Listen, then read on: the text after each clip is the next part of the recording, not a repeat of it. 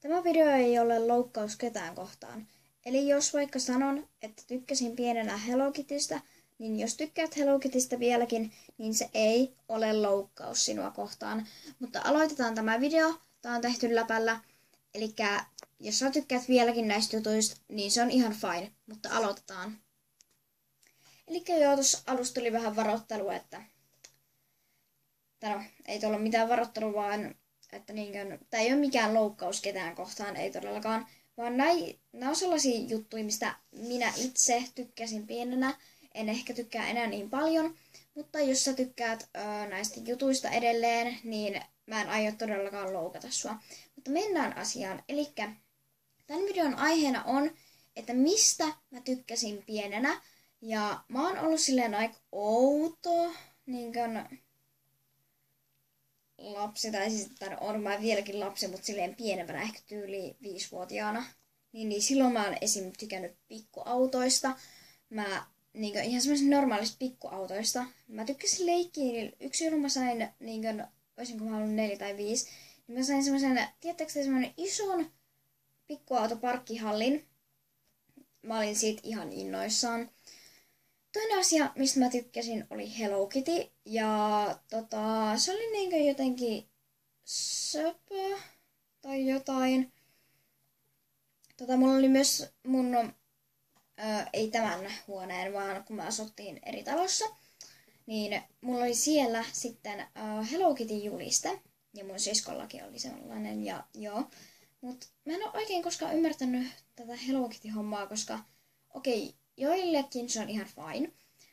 Mut mä en sitten itse hirveän tykkää siitä. Tosiaan mulla oli vielä ykkösellä semmonen Hello Kitty-paita mun luokkakuvassa, että en kyllä aio toista kertaa käyttää sitä. Sitten kolmas juttu, mistä mä tykkäsin, oli Barbit. Siis kyllä mä vieläkin leikin niillä, jos mun pikkusisko pyytää oikein nätisesti, voidaanko leikkiä Barbeilla? Niin kai mä sen kanssa sitten joudun leikkimään. Mutta en mä itse hirveästi enää leiki. Siis mä tykkäsin pukea niitä aina niitä silleen pukea niitä ja leikkiä niillä jotain muotiesitystä. Mut sitten mulla oli myös semmonen tämmönen kirja. Tämä oli vähän mun päiväkirja tai joku. Että täällä me voidaan nyt vaikka lukea tätä. Eka sivu. Muista keskiviikkona hammaslääkäri. Joo, ei hammaslääkäri, vaan hammaslääkäri. Maaliskuussa 2014. Eli tää on 3 vuotta sitten. Ei vuota. Joo. Ja sitten mä piirsin tohon hammasharjaan, siinä lukee kyllä. Voi herranen aika. Okei, täältä löytyy ihan kaamea piirustus.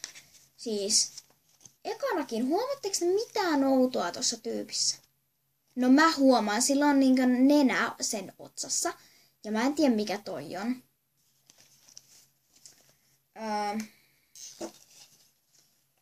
Sitten mä oon piirtänyt tän jonkun tämmösen ponin tänne. Ja se on silleen, tule syömään. Sitten se on silleen, joo. Oi elämä. Okei, tätä laulua mä en ehkä ala lukemaan. Täällä on joku laulu, joku sängyssä lapsia on 11. Hännät on solmittu yhteen. Peikko äiti lapsille laulaa sen kaikista kauneimman laulun. Huoja ja puhua. Siis miksi mä oon kirjoittanut tänne jonkun laulun? Mitä mä oon tehnyt pienenä? Okei, tää on tosi kauniisti kirjoitettu Monster High. Monster High oli kans yksi juttu, mistä mä tykkäsin. Tänne kirjoitettiin. Monster, huomatkaa, ei oo hikten, vaan haitten nimet, joita tunnen. Abby, Frankenstein, täällä lukee Kraku-Laura.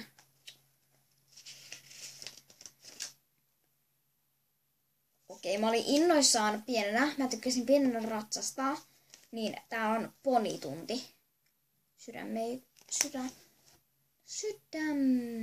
No, kumminkin piirretty sydämeen.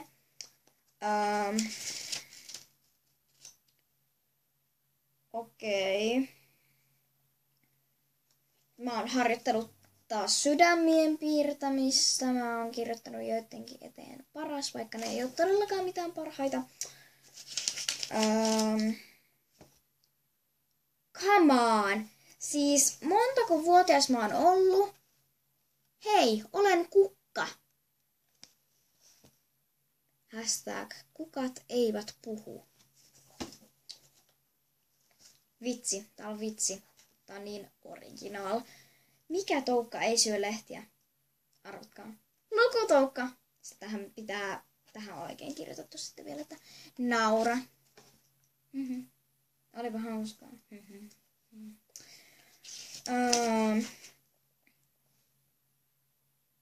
Mä oon näköjään tykännyt Monster Highs tosi paljon. Tiedättekö te sen Twyla, sen hahmon? No, jotka ei varmaan tiedä, mutta laittakaa Googleen Monster High Twyla, jos kiinnostaa. Mä oon tykännyt siitä Twylasta niin, että munhan on sitten pakko piirtää siihen Twylaan ja mä oon laittanut siihen En oo ton näköinen kyllä. Onko yhdennäköisyyttä? Ehkä vähän. No.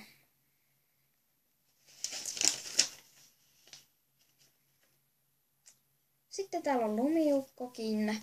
Siis mä en ole varmaan tajunnut, mihin näitä päiväkirjoja on käytetty. Joo, sitten täällä on kaunokirjoitusta vähän ja... Kattokaa tota tyttöä. Ensinnäkin, mikä ton ilme on? Sitten siinä lukee minulle kuuluu. Kumpparit ja tossut. Eikö sille kuulu mitään muuta? Come on. Joo, täällä on taas näitä huomenna me menemme Eeriniin. Sinne lähtee mummoni, äitini, siskoni ja minä. Se päivä on 33.2014. Joo, että täällä on niinku tosi hyviä näitä piirustuksia. Siis kattokaa. Ajattelu, jos kaikilla olisi tällaiset lyijykynät. Ei tulisi niinku yhtään mitään. Joo, täällähän näitä sitten on.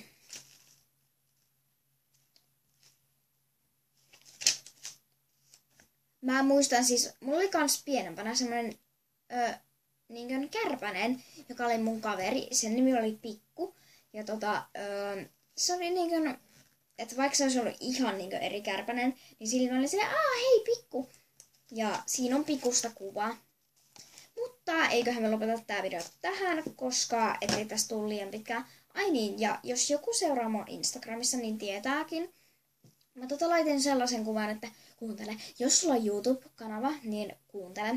Mä sanon, että mä voin niinku mainostaa niinku jotain tyyppiä niinku mun YouTube-kanavalla vai jolla on YouTube-kanava.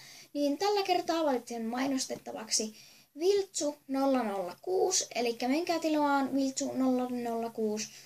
Tykätkää hänen videoistaan, ne ovat hyviä. Mutta se oli taas Milmix ja mulla on käsiraudat. Käsirauta haaste on ehkä tulossa, mutta se on Milmix ja se on moikka!